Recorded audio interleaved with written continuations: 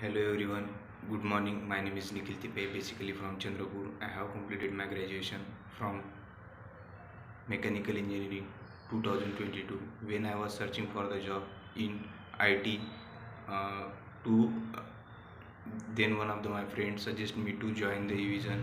Evision taught me to 45-day internship to learn the Windows administrator, virtualization, CCNA, networking, and Linux administration and cyber security. After that, I got selected in Mahindra and Mahindra company with 2.79 LPA. Evision it is the best platform to get the job in early days, so we can easily secure our life. In Evision is the um, staff and management also be good to helping nature to everyone coordinate with every time. So thank you Evision, thank you.